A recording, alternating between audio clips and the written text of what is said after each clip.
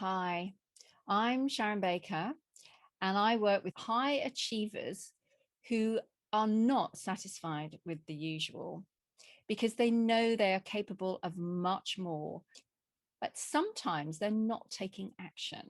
So, what's going on there? I'm going to tell you what is at the root of this inaction and exactly what you can do about it. Because I see this playing out even in entrepreneurs of multi-million pound businesses.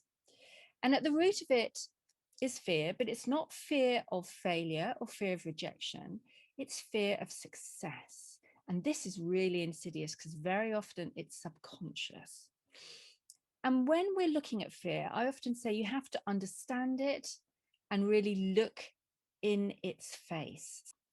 So I'm going to tell you exactly what I see with clients when they come to me. And most of the time, these are assumptions that are masquerading as fear. So the first one is that if you are super the first one is if you are super successful, you may fear that you have to work even harder, take even more responsibility and more stress. If you truly feel that you are in your power and your purpose, you may feel that you'll leave people behind and get dissatisfied with the good things in your life, like your partner, your house, your friends. You may fear getting arrogant or big headed. You may assume that you're going to lose your current identity, that you're going to become someone else. And that actually makes you want to hold on to your current identity to stay safe. You may not want to be more successful because you may feel that you'll outstrip your friends and that they won't like you anymore. Now, that might sound petty, but it is what goes on in our beautiful, flawed humanness. So it basically comes down to, if I am super successful, will I change? Now, I'm going to give you 3 things that you can do to overcome and work through this fear.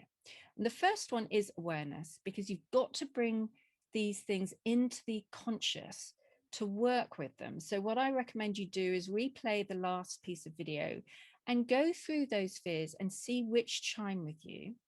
Because the second stage is we're going to investigate and reframe them.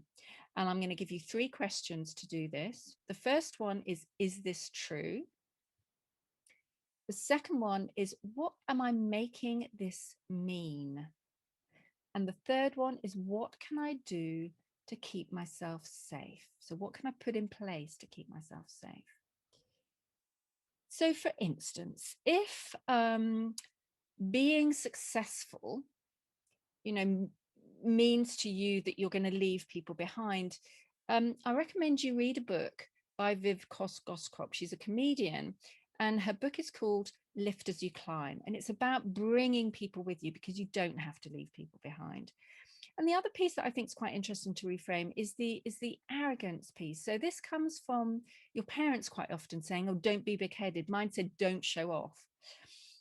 And there's also a cultural influence in society that actually discourages us from talking about ourselves and asserting ourselves and making ourselves visible. But the thing is here that this isn't actually about you. It's about who you're serving. It's about where you're making a difference and the benefits that you can bring for others. So that's a shift in perspective.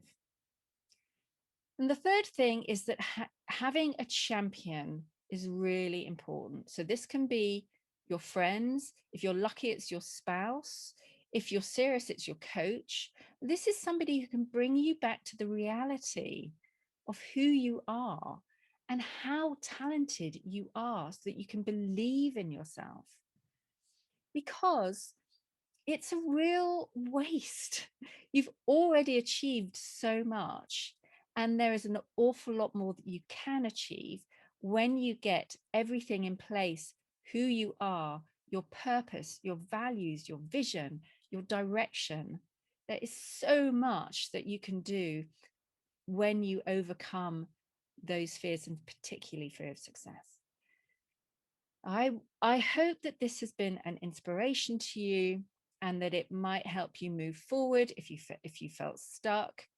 If you're really serious about taking action, then do book a call in with me and we can together create your roadmap that is going to help you play even bigger.